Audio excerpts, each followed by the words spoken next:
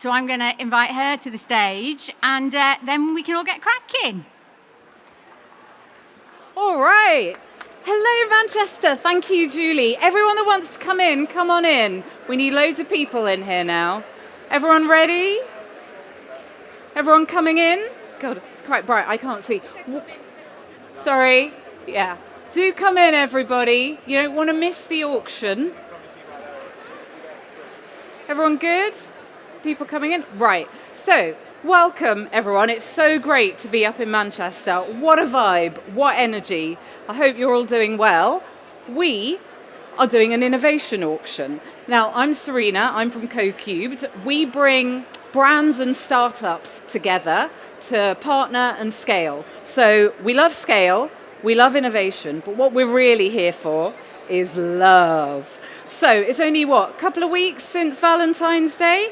So what you're going to see here are 5 of the hottest MarTech companies around at the moment. And you're not just going to sit around. Guys, if you think you're going to sit around and just watch, you're mistaken. You're going to get involved, you're going to put your hands up, and you're going to bid to have a speed date with them. And what that means, sadly, we can't take you to the Maldives on a all expenses paid trip, but we can take you over there to our beautiful House of Innovation, give you some sweets, give you some drinks, and you can have a one-on-one with the startup and see if there's something they can do for you and you can do for them, and it can all get very cozy.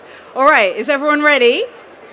Okie doke. So first up, we have Whisper, who are some guys who have completely nailed UGC at scale, and they can turn your brand and your customers into your biggest influencers. Come on up, Ollie. Got the clicker. Hello, everyone. Hello, Madfest. It's lovely to be back on stage and see a sea of beautiful faces. I'm Ollie. I'm the co-founder of Whisper. We're a tech-enabled agency where we turn consumers into content creators for UGC at scale. And I'm here to talk to you about our unique approach. But before I do, I've got some solemn news. Many of you in the room probably already know, but influencer content is dying. Sorry. 80% of consumers no longer trust influencers, and that's because it looks and feels like an ad. And 99% of Gen Z will skip an ad as soon as they recognize it is one, which is typically less than just 1 second in. So they're immediately skipping any content that looks or feels like an ad. And that's all represented by the astonishingly low engagement rates that influencers are pulling in nowadays. With just a 2.4% average view and engagement rate for influencers, it's not looking good. But from the ashes rises a phoenix. User-generated content is winning. Content made by consumers for consumers. What do real people have to say about your brand? And this is going gangbusters. 93% of consumers use UGC for their final purchasing decision. And that's because they want to see what other consumers have to say, what it looks like on someone that looks like them. And that's why 84% of consumers trust a brand more when they use user-generated content. All of this is good news for you guys, because 86% of marketers see UGC as a positive return on investment. But it's not all sunshine and rainbows. It is really difficult to scale, because instead of using just a handful of influencers, you're using hundreds or even thousands of consumer advocates as nano influencers. But not to worry. That's where we come in. Introducing Whisper. Our tech-enabled service turns consumers into content creators and nano-influencers so we can deliver content at scale. And that means we can deliver a whole host of authentic content by consumers for your brand. But this is an auction, so what am I going to do for you? Well, our 2 signature services is Boost and Manage. We're going to kick off with a Boost, where we're going to deploy hundreds of consumer advocates to create content and post on their socials as nano-influencers, flooding socials with authentic UGC for your brand. We're going to measure all the organic results from all of those creators, and we're going to measure what works best. All of that content, all of it's going to be fully licensed for you to use behind paid and on your organic socials, so you can push the performance even further. But then we're going to follow on with Manage, where we're going to select the best creators from there, build a winning team to deliver you winning UGC month on month. This is what it looks like for Coleman's. We did 103 videos in just 1 month, just shy of 400,000 views before it even went to paid, and had a whopping 18.5% engagement rate. UGC is winning. Guys, the future of content is your community. Your content doesn't need to look good, it needs to feel real. You need UGC, you need Whisper. Thank you. All right, thank you, Ollie. So, right, hands up. Who likes Ollie's idea? Hands up. Oh, we got a few here. Come on, people a bit under. Come on, show me properly. Hands properly up. Excellent. Oh, yeah, over there. My lovely colleague, Joel, is going to ask you why. Keep your hands up, guys. Come on. Oh, I can't. So, lady over there. Why do you like Whisper, lovely lady? Because we've noticed that with those kind of influencers that have got higher followings, their engagement seems to be dropping more and more. Yeah. The nano influencers, the small influencers, their engagement seems far higher, and clients need to remember that and they need to respect that. Brilliant. Okay, so keep your hands up. Who wants to know more about Whisper? Anyone? Come on. There's a guy over there. Someone from the floor?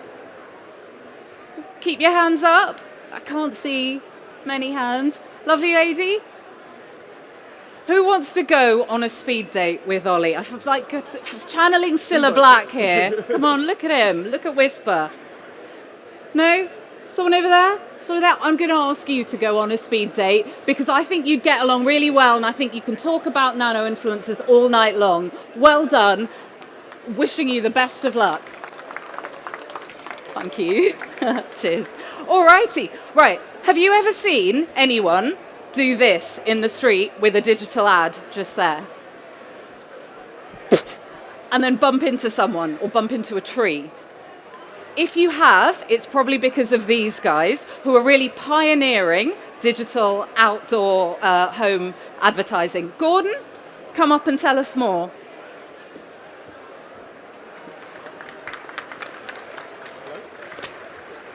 Hello, hello. Okay, I'm Gordon from Displace, and the opportunity I'm going to discuss with you today is programmatic digital out of home. So we all know what digital out of home is. It's booming, 20 billion in spend last year, and that's growing. Digital screens are everywhere, and that's growing as well, which means we can now access audiences in more places than ever. But digital out of home, the problem is that it's not very agile. And that's where programmatic digital out of home comes in. So what is programmatic digital out of home? In a nutshell, it's automated, data-driven digital out of home advertising. I'd like to stress the data-driven part because that really powers everything that we're able to do. I'll go into that in a bit more detail in the following slides. And why is it a game changer? Well, it's contextual, it's dynamic. Examples of dynamic advertising on programmatic digital out of home. For example, you can now activate your campaigns based on things like the weather. The classic example, activate an ice cream ad when it's sunny. Everyone's heard of that example, but there's so much more we can do, so much data we can access. For example, live events. This could be sports data. So who wins a football match? Live events could be what's happening in an airport. We can now activate ads based on what flights are coming in, what flights are leaving. The real-time flexibility, I mean, that goes without saying, it's programmatic. We're used to this already from all the other digital channels we're used to buying programmatic on, but going back to data-powered precision for targeting, if you're looking for specific audiences, we can use data to find, for example, specific demographics, specific audience behaviors based on, well, we'll look at locations which index high for that audience, and find screens and run your ads there. Just an example, I'll move out of the way. This is an example of a campaign, a case study, to show how well this works. So in this case, the client was Columbia Sportswear. What they were trying to push was winter gear. So the key point here was the fact that they used weather targeting to ensure that the ads were only activated when it was cold. That increased the relevance to the audience. So when the ad was shown, people felt that it's relevant to that moment in time. We actually ran this across multiple markets, which is another advantage of programmatic digital out of home. It's a single buying point across all markets. But what I really want to stress are the numbers. Here are the results. So we were able, during this campaign, to measure brand metrics, so uplifts in brand awareness, consideration, intent, brand familiarity. And as you can see, all these numbers, it worked really, really well. 25 points, for example, across all markets. uplift in brand awareness. So why now? I mean, the future of digital out of home is dynamic. Brands are shifting offline spend to programmatic digital out of home. So get involved. Things like retail and airport targeting, AI-powered planning, mobile retargeting, these are all changing the game. And by the way, this is all stuff that we can do at this place. Some of this is also unique to us. So for example, the airport data, you can only do that with us.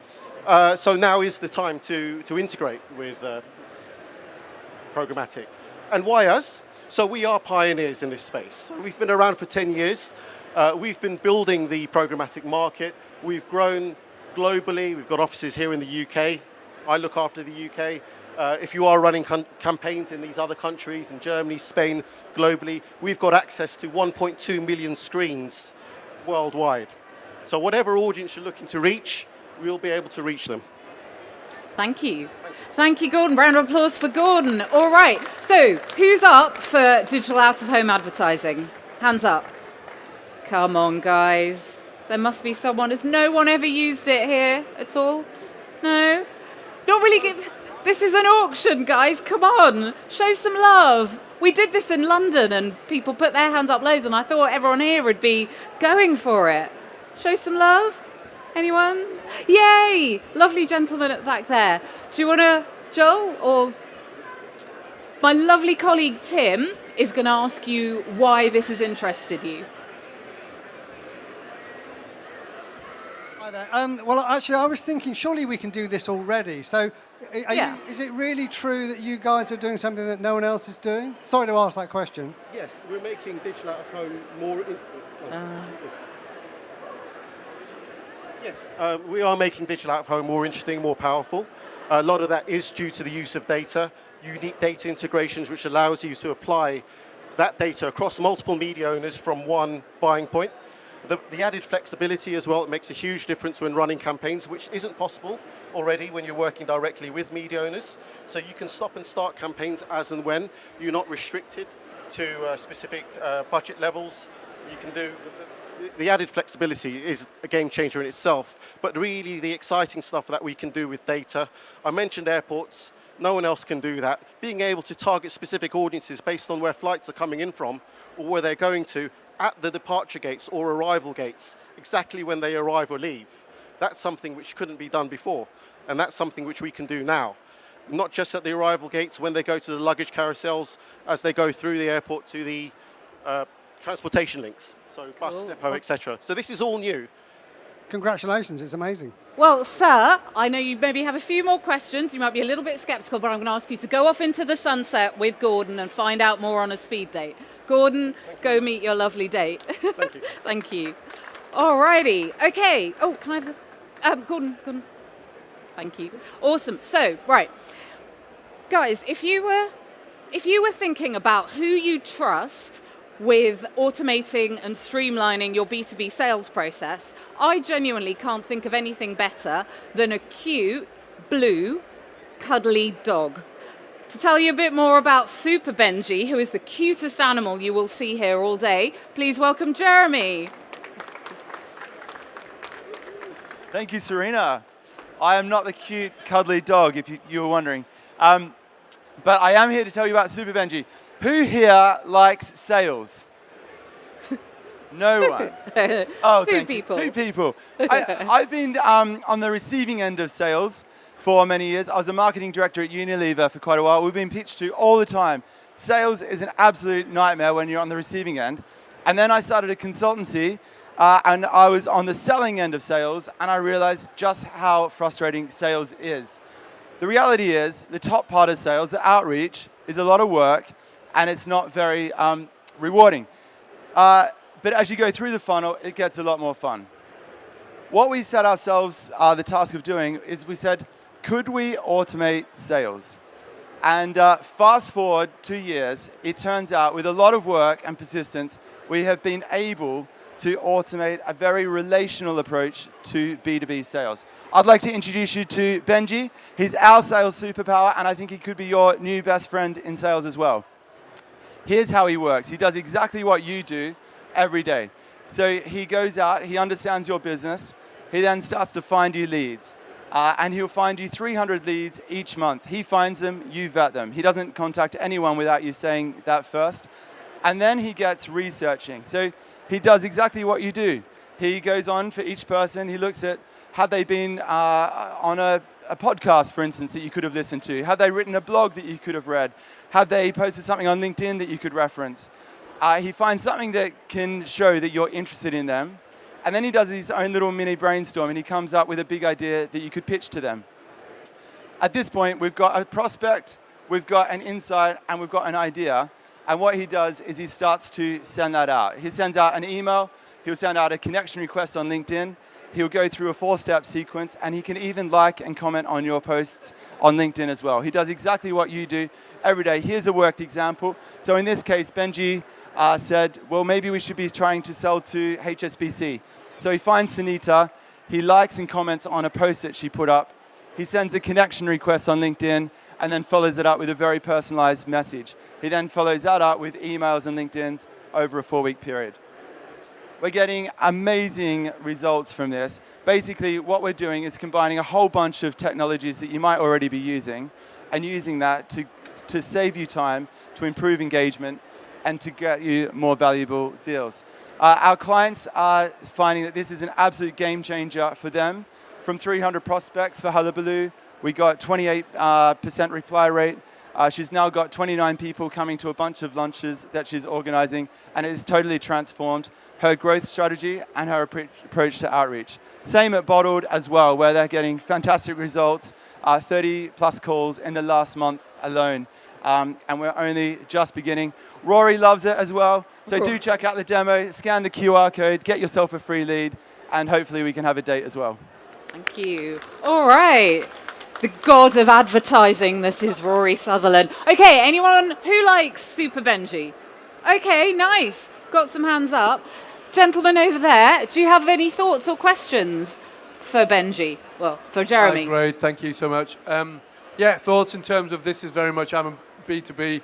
A lot of the things on today are obviously B2C in the B2C world, so very relevant to us. Something I'm looking at the moment is AI outreach and how bots and AI can help us with that kind of SDR type function in terms of lead gen. So, yeah, really good. Interested to find out more. Amazing. Yeah. Jeremy, do you want to talk a bit about the AI element of your... Yeah, I mean, it's all obviously driven by AI. That's how we can get through 300 leads in a very personal way. I think the big difference for us is the relational approach to sales. So what we're not trying to do is spam loads of people, and that's what gets the results. And that's, I guess, what is unique about the marketing industry, is that it's very much a relational industry.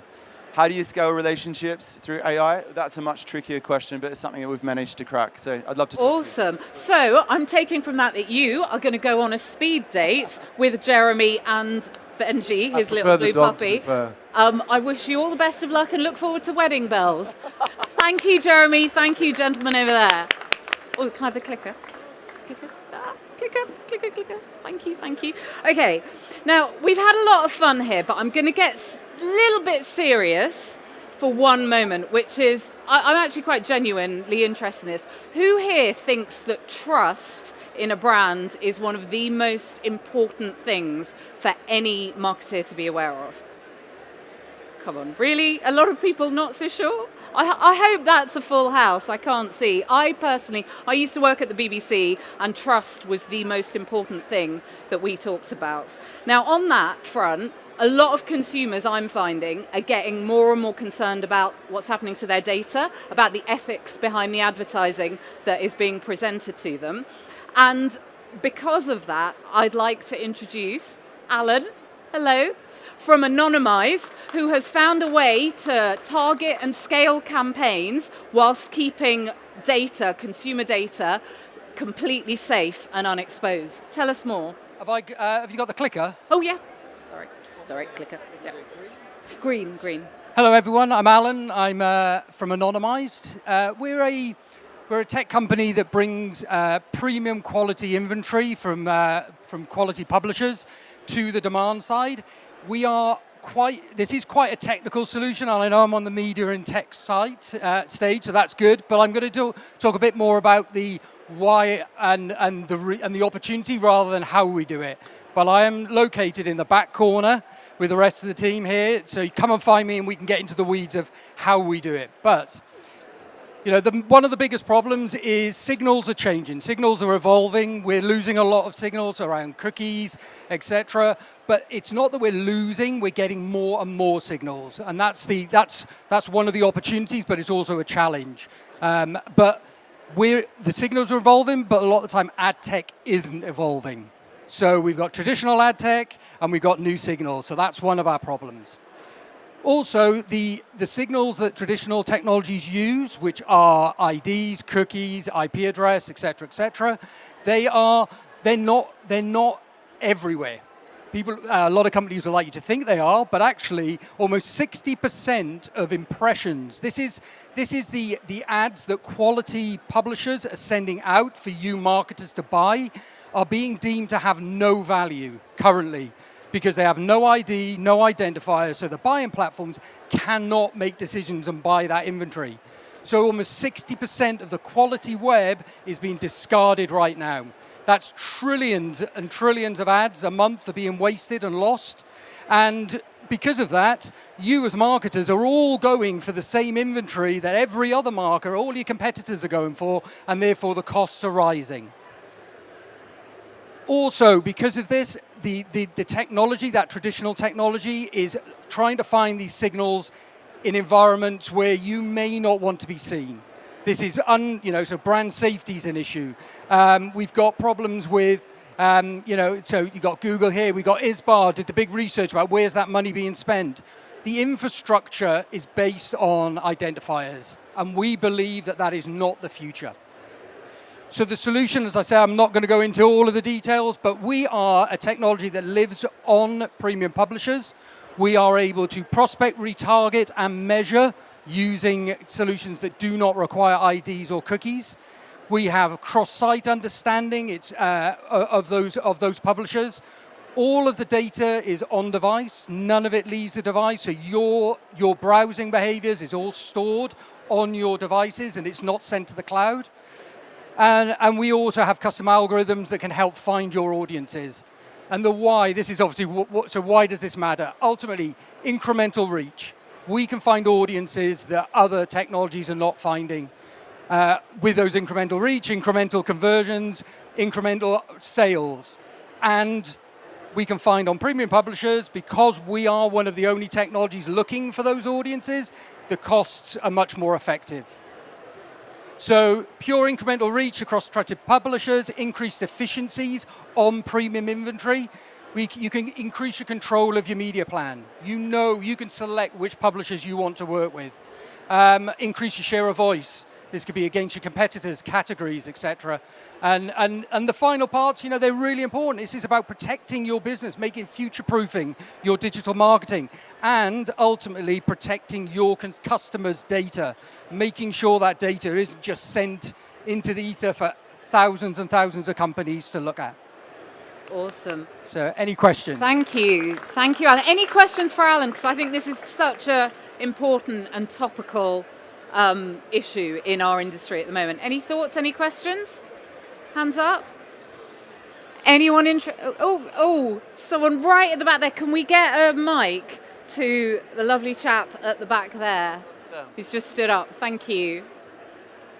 Might have to do a bit of, Yeah, thank you. I think, with how the situation is developing with cookies going out the window, the privacy landscape evolving, this seems like a really interesting solution. Do you find that there's specific sectors or brands that this solution works really well for? Or is it kind of fit for purpose across all kind of brands? Yeah, well, it depends on the integration that we have, but ultimately we can work for performance. That does require tags to be applied onto brand sites, but we can do upper funnel, we can do all through the funnel. So really, different KPIs will require different integrations, but in terms of verticals, no, we can run across most verticals. If we're in more the FMCG world, then we'll work with partners, maybe doing point of sale measurement. So it can work for any audience because we understand audiences' behavior, so we can find them.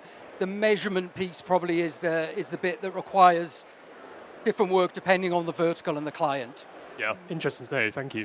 Thank you. Awesome, thank you. Any other thoughts? Any other questions about this? Anyone concerned about more brand safety in general? And as I said, if you do want to speak, we're in the corner, so come and find us. All right. Anyone desperate to go on a date with Alan? I think, cheating. Anyone else? I'm going to send you on a date with the lovely gentleman over there, and you can talk about this as much as you want. Thank you very much. Thank you. Okay. Thank you, Alan. Right. Finally now, is this working? We have a company called Sample. Now, they have worked with about 250 of the world's biggest brands using sampling and targeting to reach a really wide range of customers and grow sales and grow the customer base. I think there could be someone here who could be 251st, maybe? Maybe. Matt, take it away. Oh, I'll give you this. Thank you. Hi, guys. So last but hopefully not least, wanted to just get cracking, really. Everyone knows about sampling. It's one of the oldest and most effective potential forms of marketing there are. Typically, if you try a product and love it, you're much more likely to buy it. Unfortunately, for many brands, they do struggle to make the most of the opportunities that sampling does present. That might be because it's very hard to reach the target audience with lots of samples going to people that aren't relevant or being left in the locker room or in the gym bag or in the office. Lots and lots of freebie hunters, so when people are trying to reach people online and offer free products or putting things into deliveries, again, often getting snapped up by freebie hunters, which means also impacting those results. And then again, the difficulties in measuring sampling campaigns has been historically a big challenge because it's very disjointed between the brand and the consumer that's receiving the product.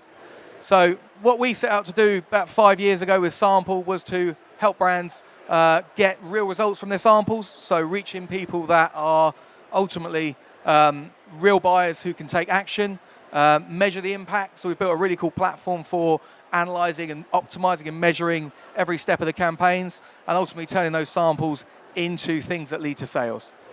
How it all works, not sure what's gone on with the slide at the top there, so apologies for that. This is just an example of a recent campaign we're doing in the US, but it starts with 3 stages. So first of all, it's about getting samples to the relevant people. So we've got some really cool integrations with lots of different publishers, retailers, as well as your typical social and digital channels. It means that you can target your content at people that are likely to like your products. And then we've got some clever technology that allows us to kind of match those people and filter out people that aren't relevant and make sure the data you're getting is of the highest quality and is of people that are really relevant to your brand. We've then got a global fulfillment capability, so we've got lots of partners globally that we work with that means that we can get your products to relevant people wherever they are. And then driving meaningful impact with sort of digital journeys that really nurture and engage people. So not just giving them a sample and hoping that they like it and hoping you see from them again, actually engaging them across a multi-step journey with lots of personalized content, lots of kind of things like near store, which pushes them into retailers nearby where they can go and pick up the product. And we're seeing some great results with all this stuff. What this means for your brand, ultimately, bigger launches, more successful NPD launches, better relaunches. So if you've got products that are going to be a bit stale and you want to get them moving again, really good quality first-party data, social proof and reviews. So I think my mouth's going to stick together in a minute. It's a bit dry now. More insight into your audiences and what importantly drives them, and again, substantiating those marketing claims. Some recent examples of success, which might be interesting. So Manilife we work with, and we help them to get a 40% increase in rate of sale in Sainsbury's. Creed Fragrances, 500% return on investment from working with us, and Royal Canin reducing their cost per lead by 60%. So as we were saying earlier, about 250 brands we're working with globally at the moment. And if anyone here would like to understand more about this, then hopefully I'll get at least as good a reaction as the worst person that was before me. But yeah, thanks a lot. Awesome. Cool. So just out of interest, who here has used sampling ever in like a campaign or a project or any kind of brand activation? Some over there, okay. And someone over there, or are you just waving?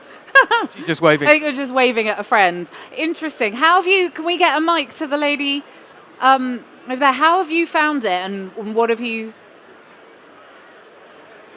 Lady back there? Can you tell us a bit about how you used it? Yes, it was for my previous client, Elizabeth Arden, skincare. So getting skincare out to consumers to try is really important. Yeah. We used a different company who is probably a competitor of yours, but it'd be interesting to try. Oh, she's a... So anyone else interested in sampling as a sort of marketing concept? Yeah? You didn't hear what she said? Oh. Okay. Anyone else? Who is interested? Oh, who is interested in a speed date to find out more about what Matt and Sample can do? Come on. If not, I'm sending people on blind dates, genuinely. Yes, There we go, lovely lady in the red suit. I think this could be the start of something very, very beautiful. Thank you. Awesome. Thank you very much. Guys, so look, round of applause for all our startups. So I wanted to thank you for joining us for this. This has been a completely new format.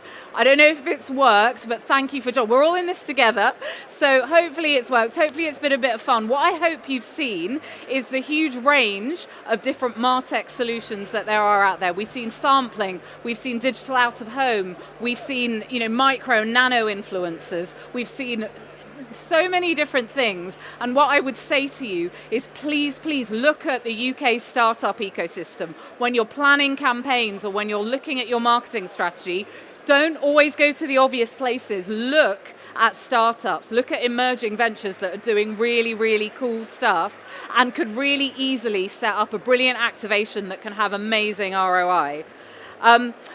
If you were a little bit shy and didn't quite want to wear your heart on your sleeve and declare your love in front of everybody today, you can still come and see us. We are the House of Innovation. We're right in the corner back there behind all the picnic tables, and we can set you up quiet, more cozy speed dates with any of the startups that you've seen, or we've got a whole load more of really exciting startups as well.